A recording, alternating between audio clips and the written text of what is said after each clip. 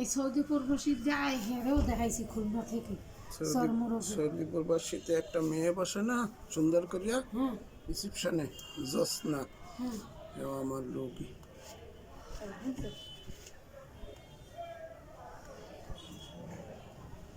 Doctor আগে দেখাইছি ফেরদাসে ভালো ডাক্তার। ভালো ডাক্তার হ্যাঁ হবে এই জায়গায় আবার হয়েছে বুঝেন না, ওই লইয়ে কি কেউ বসে থাকে এখন আজকাল জীবনের দ্বারা